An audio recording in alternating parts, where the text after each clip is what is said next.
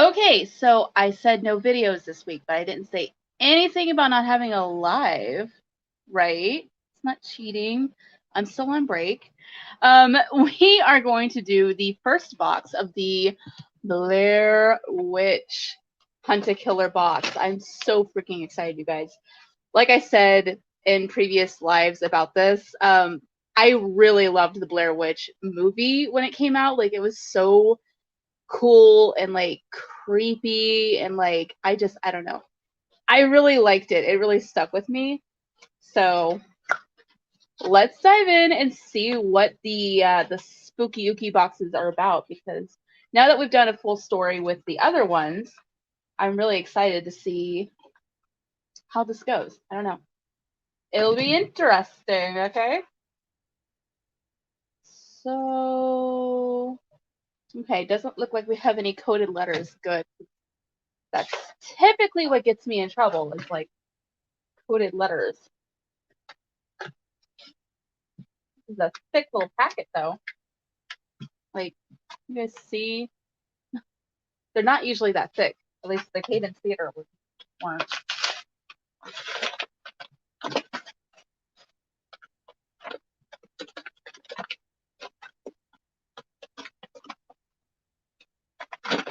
Oh my goodness. Get in here? Thank you. Neat. Okay, so we've got a book. It's the property of Liam Kent, I believe. This is supposed to be like a missing child, which, remember in the movie, like they would take children into the woods and like kill them. So interesting.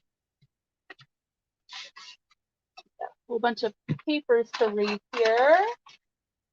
What else have we got?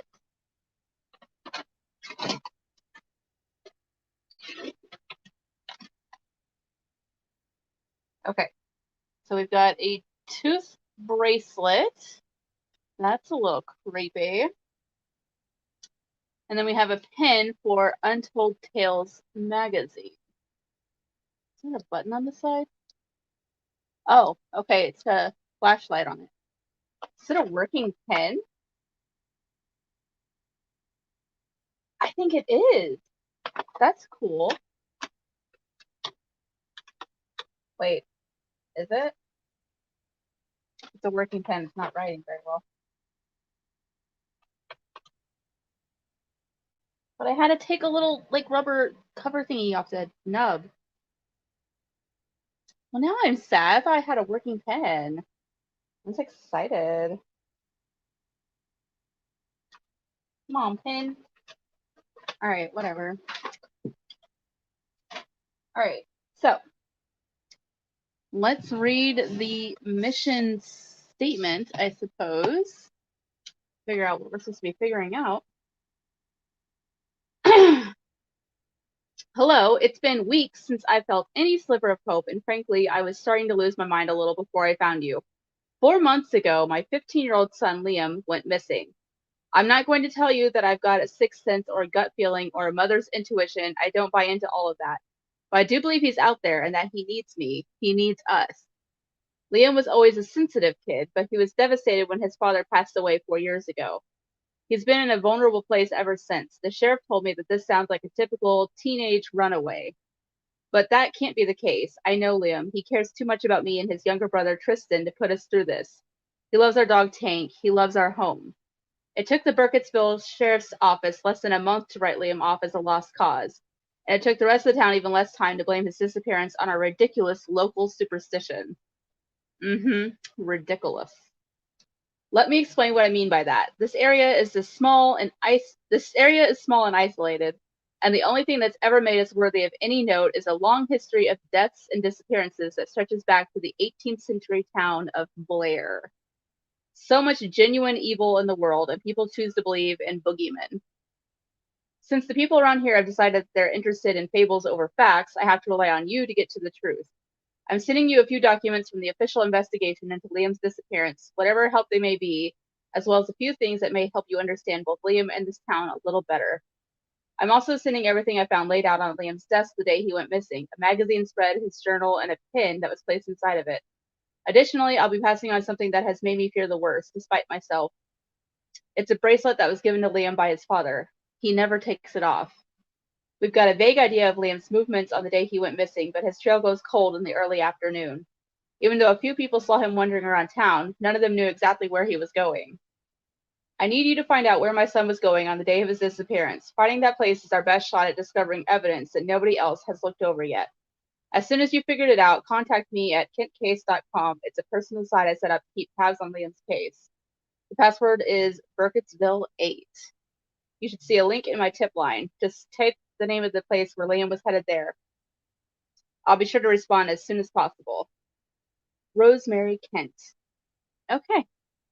So we got to figure out where he was going to see the Blair Witch. Duh. All right. Let me put this somewhere while I know I've read it already. Okay.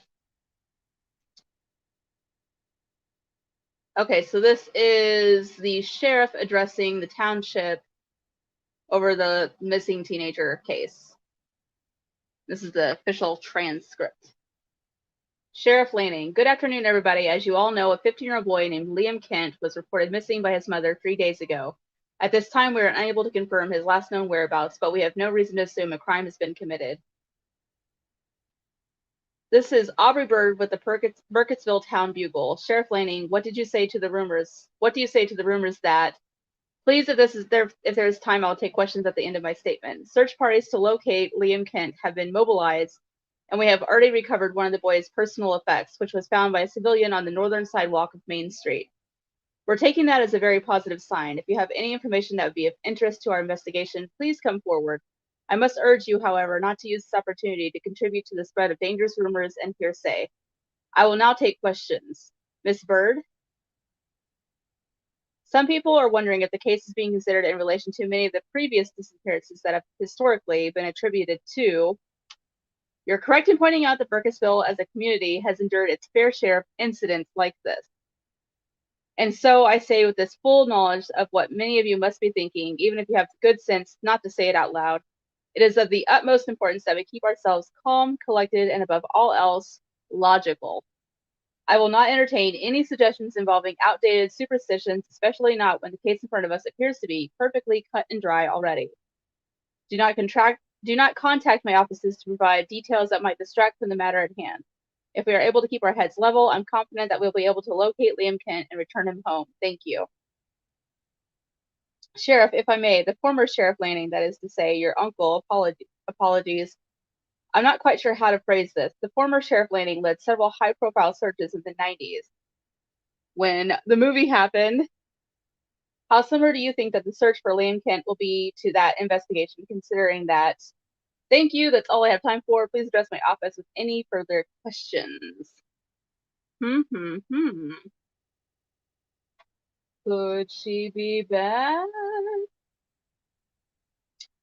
Okay, so the magazine that was on his desk is Untold Tales magazine with a special feature on Witches Woods. So, gee, I wonder where he was going.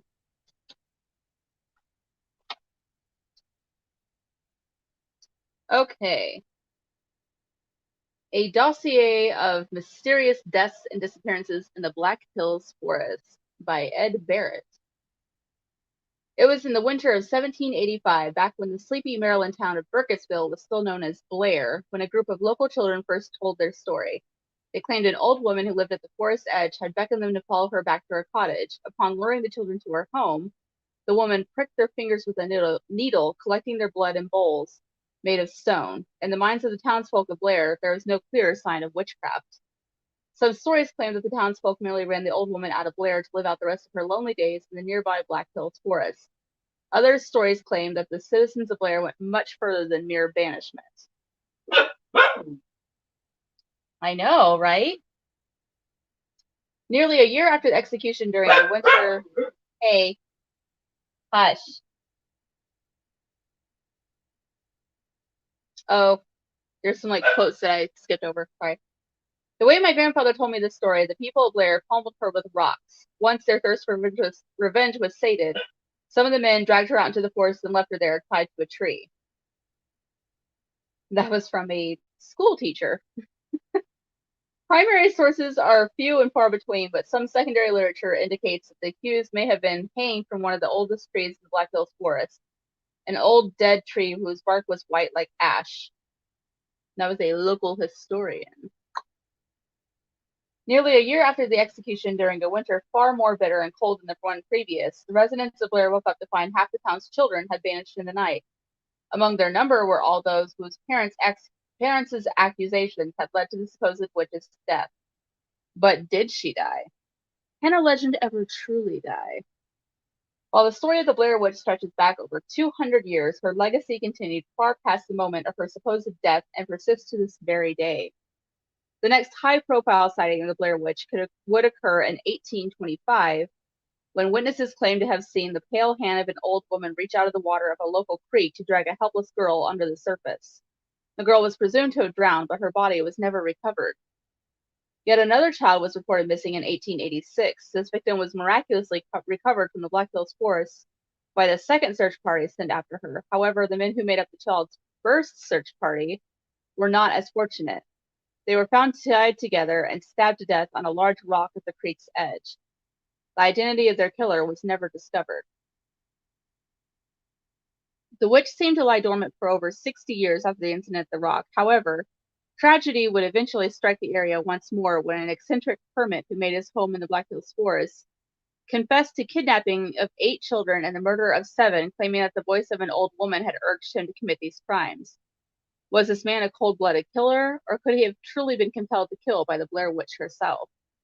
Then in October 1994, 3 student filmmakers disappeared in the woods near Burkittsville while shooting a documentary. While their footage was recovered, the students themselves remain missing to this day. Nearly 2 years after the students' disappearance, a young boy is believed to have been abducted and taken into Black Hills Forest. His search party would not emerge unscathed or without grim and mysterious stories of their own to tell. While many locals still insist on the existence of the witch, some believe that a dangerous drifter is responsible for the most recent of these cases. Okay, and here's another quote from the local historian. Unfortunately, a lot of information about the search party has been lost to time. Many of them were workers at a nearby sawmill, which had many names over its long and troubled tenure in the region, but which has long since burned down and taken hundreds of invaluable records with it. That particular case hits closer to home for me than most of the gruesome incidents that haunt this town's history, since I was in high school when it happened. An interesting fact, hikers often found strange carvings on many of the forest's older trees for months after the case was closed. However, sightings of those carvings eventually died down. Isn't that strange? Shouldn't carvings on tree trunks have been more permanent than that? That is a little strange. Okay, while uncertainty haunts the region's present and mystery haunts its past, one thing is and always has been certain: the Black Hills Forest is a region afflicted by the trauma of those who have vanished there, and perhaps by the creatures who took them as well. Wah wah wah. Let's see, we've got, I saw symbols clear as day on the trunk of a big white tree smack dab in the middle of the forest. Looked like wide open eyes and screaming mouths all jumbled up together. When I tried to show the tree to my wife, I couldn't find my way back to it, even though I hadn't gone more than 10 feet away. I stopped going to the forest altogether pretty soon after that. I couldn't shake the feeling that I was being watched by the carver. That's from a former hiking enthusiast. Interesting. Okay, so that was his reading material. Now we've got a clip from a paper from the Burkittsville Town Bugle. Okay. Burkittsville loses a friend. Local killed in forest accident. Hudson William Kent, that would be the dad, I would say, a carpenter and family man favorably known as Hud, died after an accidental tree fall Thursday. Kent was cutting timber in the Black Hills Forest with his 11-year-old son, Liam. Oh, no. Oh, he was there when it happened? That's awful. When a tree began to fall at an unexpected angle, according to Rosemary Kent, his wife. Kent fell into the path of the collapsing tree as he pushed his son out of harm's way. Oh, he's a hero. Oh. According to Sheriff Lanning, who took Liam Kent's statement on the scene. Okay. This incident was as tragic as it was gruesome, Lanning said in a statement. We are heartbroken. The news of HUD's sudden and untimely passing has shaken us to our very foundation. Our love goes out to his wife and their children, Liam and Tristan. Following in his father's footsteps, Kent became a logger and carpenter soon after graduating South Woodland Academy at the age of 18. Kent's craftsmanship can be admired in nearly every home and municipal structure in town. Kent was known among those close to him as a skilled craftsman with a razor-sharp wit and an abiding love for his family. He loved making me little pendants and bracelets and writing me notes just to remind me how much he cared, Rosemary Kent said in an interview. He's been doing that ever since I asked him out in junior year of high school. Aww. Okay, so this is just about the funeral, where it's happening. That's sad. Okay, and then we have the incident report from the school. Uh-oh. Earlier today, Liam entered into a physical altercation with another student in his grade in the hallway outside of my office. This incident occurred during the interval between second and third periods at approximately 11:10 a.m. While I did not witness the beginning of this altercation, I did witness the aftermath of a punch Liam threw, which knocked his classmate to the ground. After I broke up the fight and asked the teacher to escort the other student to the nurse's office, I took Liam into my own office to discuss what had just occurred. To quote Liam, I don't know why I hit him. He was just standing there looking at his phone, and he started laughing at something. Before I even knew what I was doing, my arm just moved on its own. I pushed him, then he pushed me, so I hit him, and he fell. He looked like such an idiot with his blood coming out of his nose. Then you came in and stopped me from whatever I was going to do next, and now we're here. Well, psychopath. Okay. Maybe the Blair Witch made him do it. Ha, ha, ha. Okay, per Liam's behavioral records, he has been actively alienating himself from children his age whom he used to consider friends since his father died, and he has not made much of an effort to foster new friendships. Liam prefers to spend his free time alone, staring off in the direction of the tree line or drawing. Liam, while quite a talented artist, has been fixated on his father's death and his personal drawings. The few pieces of his art I have observed that have contained various versions of the same scenario. An unidentified person, whom I can only assume to be Hudson, underneath a large tree. When Liam is present at school, he displays a markedly maladjusted attitude. On the occasions he does turn his work in, it is sloppy and half-completed, often devolving into doodles and drawings. Liam struggles socially, limiting his interactions with other students to the bare minimum of what is required for group activities. Even when he does engage, he struggles to interact on both micro and macro levels, whether it be the completion of a large-scale task or simply listening to instructions. On the rare occasions I've been able to get Liam to open up, he has confessed a bit more about his personal coping strategies, namely that being around Hudson's work makes him feel close to his father. He tells me he often spends his time outside of school in a building originally built in the 1920s, which his father renovated shortly before his death, although he will not disclose the specific location of this place. That might be where he was going. However, I feel as though this closeness has done little to improve Liam's mental state. All of his problematic behaviors have significantly increased in frequency and severity in recent weeks. Liam's actions have become increasingly worrisome both inside and outside of social contexts. While this is the first time that Liam has acted violently toward another student, his lack of apparent guilt makes me worry that it will not be the last.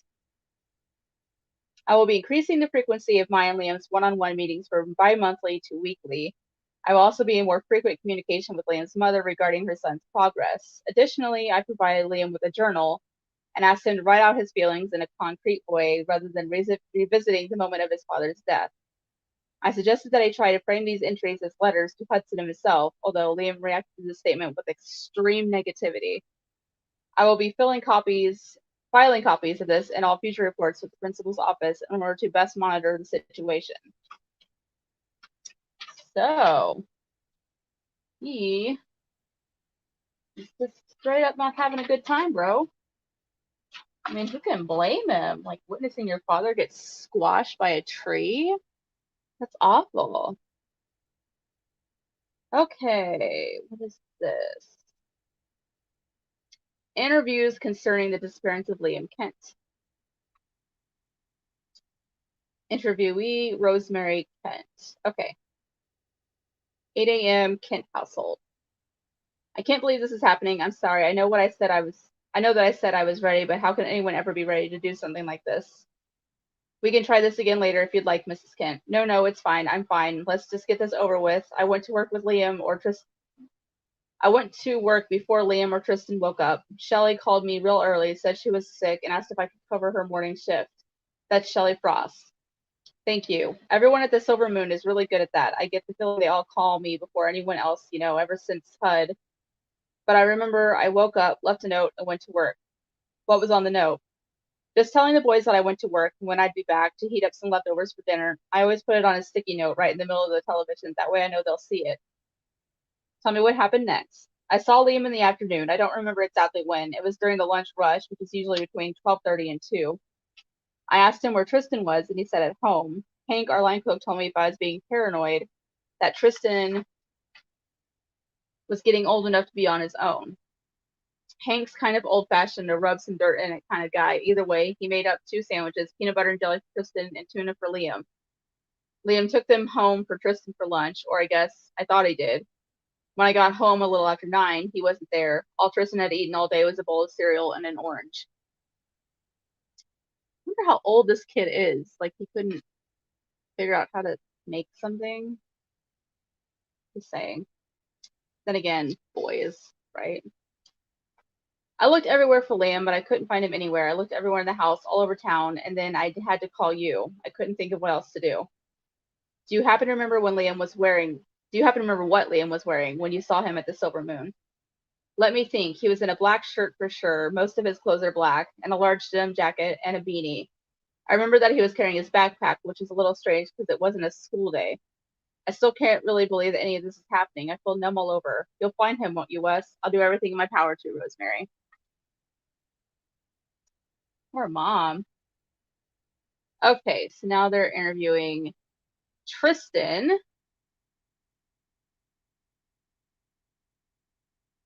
And his mom is there too, because he's a minor. Okay. And this is at 8:30 a.m. Okay, Tristan, just take your time and tell me everything you remember about the last day you saw your brother. Tell me about the whole day, even if you think something may not be important, you never know what can be useful. Yesterday, Liam got up later than he normally does. I'm usually up before him, and Mom tells me I always have to be quiet because Liam's sleeping, so I usually take Tank, that's our dog, and play outside. But yesterday, Mom had to go to work early. She left us a note like she always does when she leaves. So, what is it, Tristan? So, I did something, but I know I'm going to get in trouble for it. There's nothing you can get in trouble for, sweetheart. Just tell Sheriff Lanning everything you know. All right, well, since nobody was there, I watched a Supernatural marathon on TV. Oh, Jesus, Tristan, that's okay, honey. My mom says it's a scary show because it's about ghosts and monsters. I'm not supposed to watch it, but I think the guys that host it are funny. I watched it really quiet so I couldn't wake up Liam. After an episode was over, I asked Liam if he wanted to do something. He was like, no way, skunk. That's what he calls me sometimes, is skunk. He thinks I don't like it, which is why he does it, but I do like it. What happened next, Kristen? So he said, no way, skunk, and said he was going to go do some stuff. He likes to be alone a lot. But I knew he was going to bring back lunch, which is what he usually does when he goes on long walks like that. So I watched some more Supernatural, waiting for him to come back. But he didn't come home after that. I had an orange for lunch. Where do you think he went?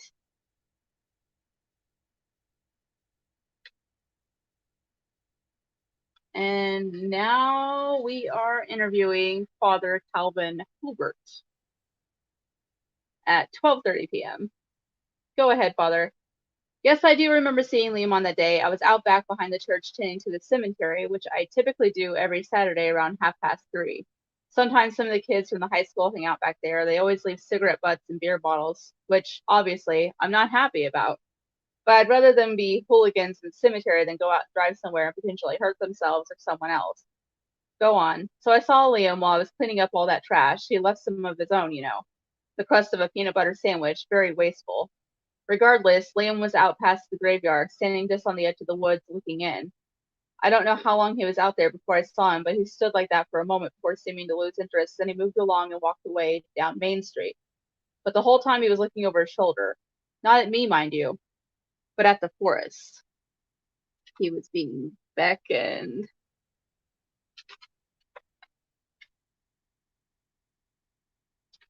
Okay, now we are interviewing Harriet Gilliard. 4:00 p.m.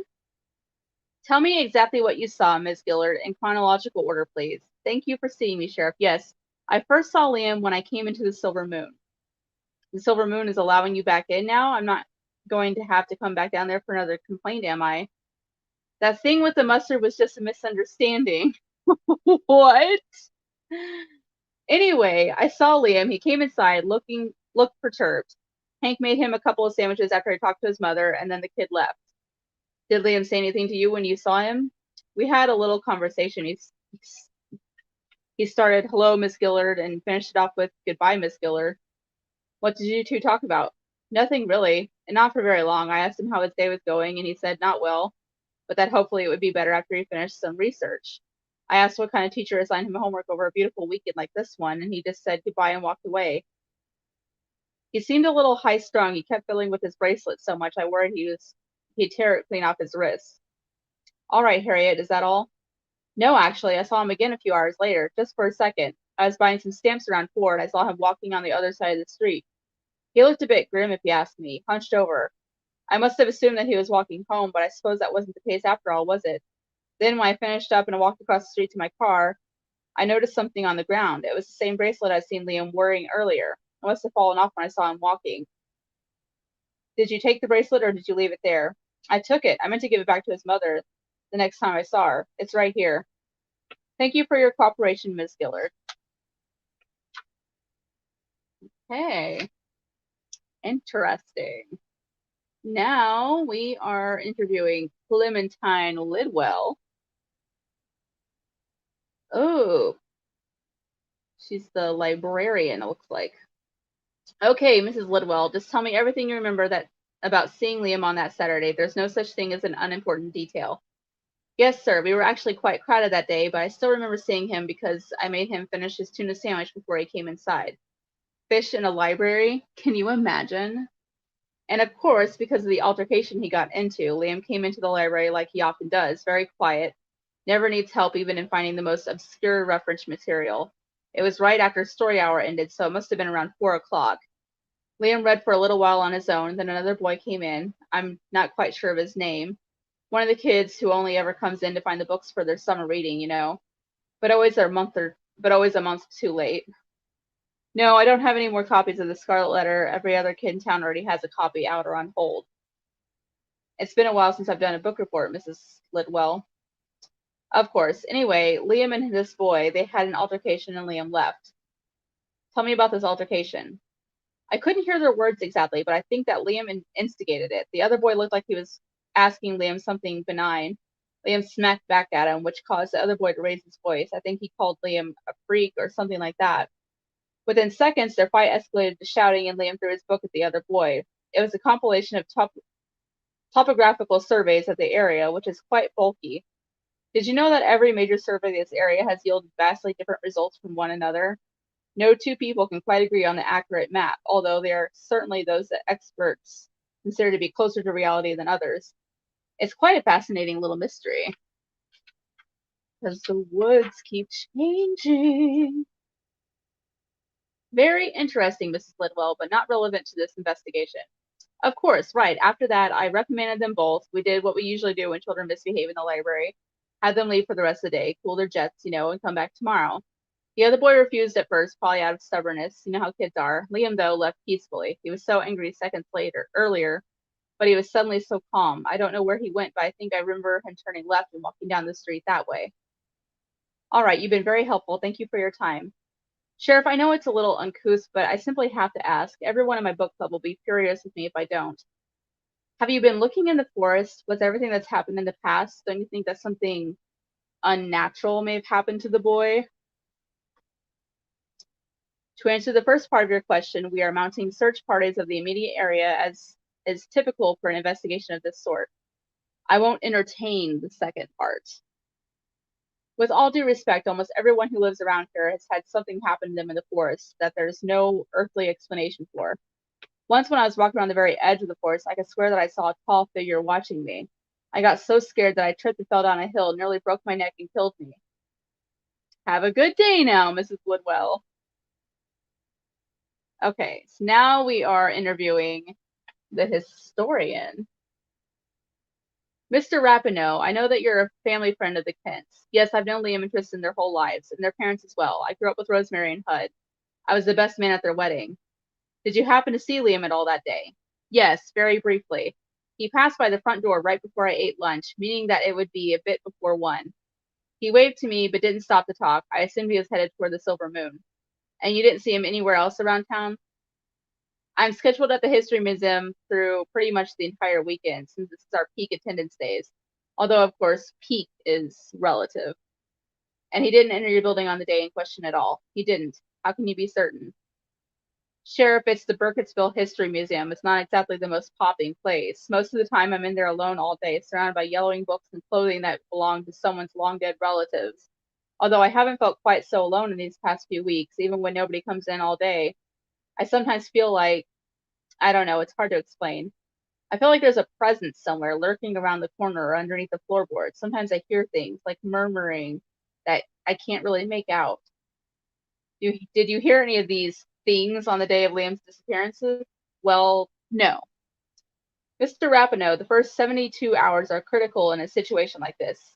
I'm not about to spend any of them checking the History Museum's creaky floorboards for you. Thank you for your time.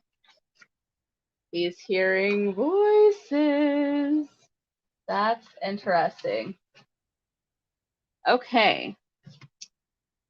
So, got this pen and this little bracelet with the tooth. What is this? Welcome to the historic village of Burkittsville. Okay, so it's like a town map. So we've got the church.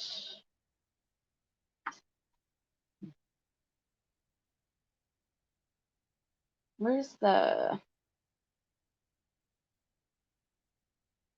Ooh! Okay, 16 is a library. Where's 16? Okay, it's like right next to the diner. Interesting.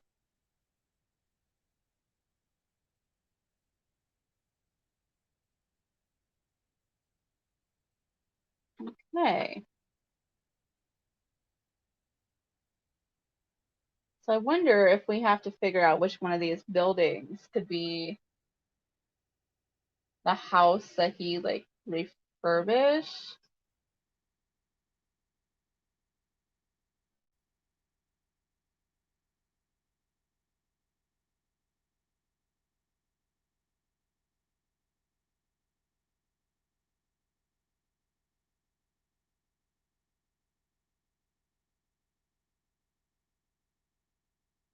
Okay, the building that's like the closest to the woods is the freaking History Museum. No wonder he's hearing voices. The witch is calling him. Okay, let's look in his journal and see what his journal says. Okay, so it says what he taught me in case I forget. And there's like tic-tac-toe thing, but there's an A. Interesting.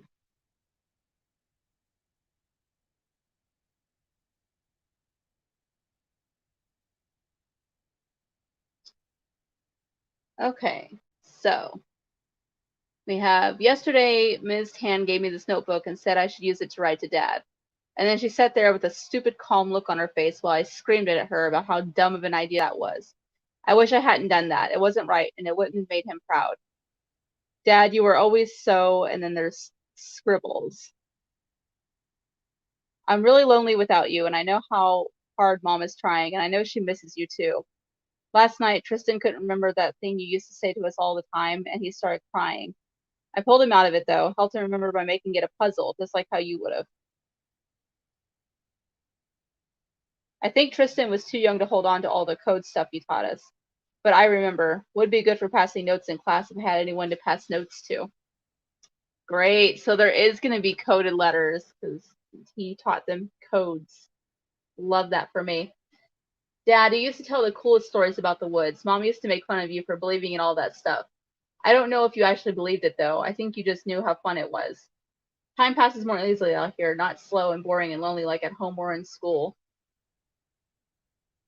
Dad, Mom just sent me to my room. How old does she think I am? She doesn't treat Tristan like this, and he's not even 10 yet. She said I upset Tristan, and then we all started fighting again. I don't know why I get like that. It's like everything annoys me. I don't know. Well, you're a teenager. That's part of the problem. Dad, the new kid didn't know anything about Burkittsville, so I took him by the forest and told him all about what happened. I showed him where the tree was and everything. For a second, I felt like I was going to throw up or cry or something, and then I saw how freaked out he was, and all suddenly seemed hilarious. Then I started laughing, and he ran away. So lame. And he told on me. Exactly what I needed. Apparently, he told Miss Tan that he saw somebody watching us, too. I said I didn't see anything. It was the witch! Oh, this is getting good.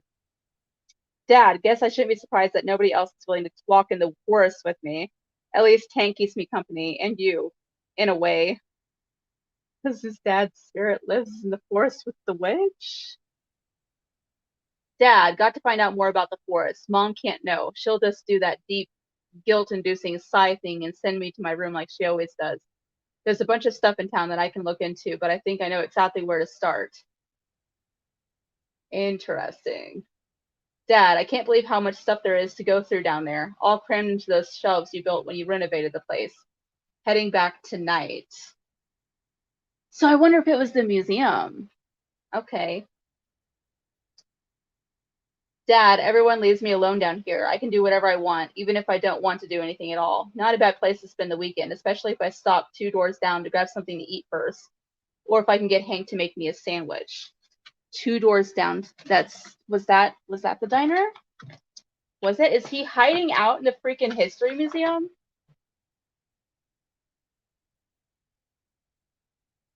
Okay, no. What is number 8? The sheriff's office. Okay, so that's not it. So,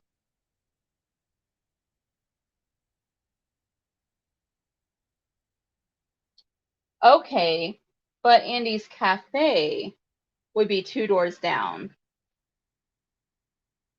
from the museum.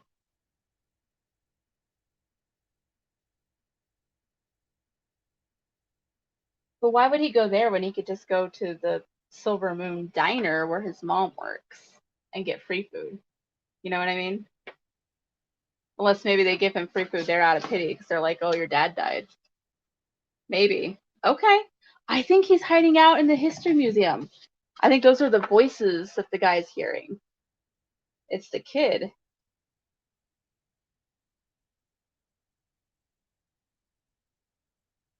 Okay. Dad, nobody else knows I come here. It's always just business as usual upstairs. Not that they're ever busy. I take my time walking here, though. Here, through the woods and walking back.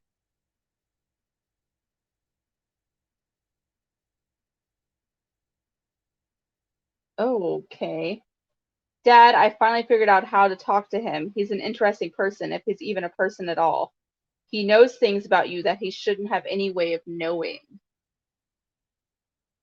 That's creepy. And then the next entry is just dad, and then nothing. Okay, well, Homeboy was obviously hiding out downstairs in the history museum, and dude upstairs could hear it sounds and just thought he was going crazy instead of investigating and realizing that there's a kid down there. This town, man, this town. Okay, that's my hypothesis, and that's what we're supposed to be figuring out. So that's what I'm going to send in. If I'm wrong, I will update you guys. And this sounds interesting. Anyone else excited? I'm excited. There's someone in the woods. Okay, love you guys. Bye.